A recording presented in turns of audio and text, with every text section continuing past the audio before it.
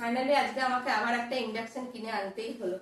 মানে আগের মাসে আমরা বাড়ি গেছিলাম ছুটি, তার আগে আমার একটা গ্যাস সিলিন্ডার শেষ হয়ে গেছিল, আমি নতুনটা ভরে কিছুদিন ইউজ করে তারপর বাড়ি চলে গেছি, আর আমি ভুলে গেছি যে আমার একটা খালি আছে আর একটা ইউজ হচ্ছে। বাড়ি থেকে এসে আমি রীতিমতো খুব খুশি যে আমার একটা এখনো ভর্তি আছে। তারপরে আজকে সকালে যেটা চলছিল সেটা শেষ হলো, তারপরে আমি আরেকটা লাগাতে যেয়ে দেখছি যে ওটা আমার শেষ, মানে ওটা আমার আগের মাসেই শেষ হয়ে গেছে, আমি ওটা বেমালুম ভুলে গিয়েছি। মানে তখন অলরেডি আমি ভাতটা জলে চাল ভিজিয়ে চাপিয়ে দিয়েছি, তারপর দেখছি ইন্ডাকশন মানে গ্যাস শেষ। আর যেহেতু ট্রান্সফার জব, অত বেশি ইন্ডাকশন কিছু আনা হয়নি, বাড়িতে ইন্ডাকশন আছে, ইউজও হয় না কিছু না, ওই পড়ে আছে। কিন্তু মানে দিয়ে আজকে যেহেতু একদম গ্যাস শেষ হয়ে গেল, আমাকে আবার এখন রাত দুপুরবেলায় আমরা কোনো রকম হোটেলে এনে খেলাম, এখন আবার একটা ইন্ডাকশন আমাকে আনতেই হলো, কারণ কিছু করার নেই, দুদিন পর গ্যাস দেবে। তো লাস্টে এটা নিয়ে এলাম। এটা কত পড়লো, মোটামুটি ওই 2500 টাকার মতো পড়লো। শুধু শুধু আমাকে কদিনের জন্য আবার কিনতে গেল, মানে আমার নিজের দোষে যদিও, মানে আমি ভুলে গেছি যে আমার একটা শেষ হয়ে আছে, কিছু করার নেই, নিজেরই দোষ, তাই আমি নিজেই যে কিনে নিয়ে এলাম, কিছু করার নেই। এটা এখন প্যাকিংটা খুলে খুলে দেখি। আমার ইন্ডাকশন এগুলো এত ইউজ করতে ভালো লাগে না, মনে মোটামুটি আমার রান্নাই করতে ভালো লাগে না বেশি। তো ভেবেছিলাম ভালোই হলো, গ্যাসটা শেষ হয়ে গেলো, বেশ হোটেলেই খাওয়া যাবে কদিন। কিন্তু আমার বর বললো না, অত হোটেলে খাওয়া যাবে না, যাও আবার ইন্ডাকশন কিনে নিয়ে এসো। দিয়ে আবার ইন্ডাকশন এই যে ওই জন্য আনা হলো, আমি বার করতে পারছি না, দেখে না।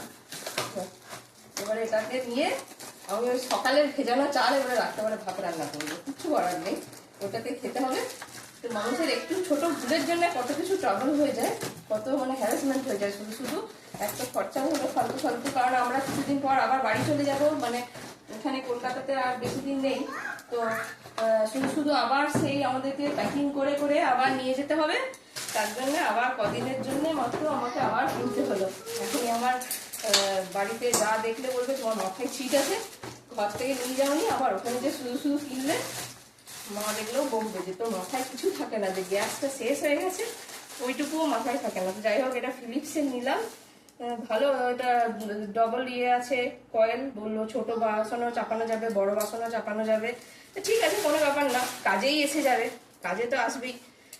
এখন না হয় দুদিন এমনি করলাম, পরেও ঘরে কাজে আসবে, এমনি কিছু না। আমাদের পুরোনো যে ইন্ডাকশনটা একটু অনেক দিন হয়েও গেছে, একটু খারাপ মাঝে মধ্যে জলে না, অনেক ফল্ট আছে, তো ঠিক আছে এটা কাজে লেগে যাবে, খারাপ কোনো জিনিসই ফালতু নয়, সব জিনিসই কাজে লেগে যাবে।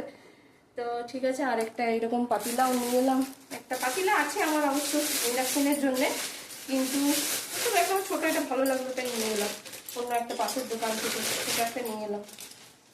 যাই হোক, দেখো করে, তো যাই হোক ঠিক আছে, এবার আমি রান্না বান্না করবো।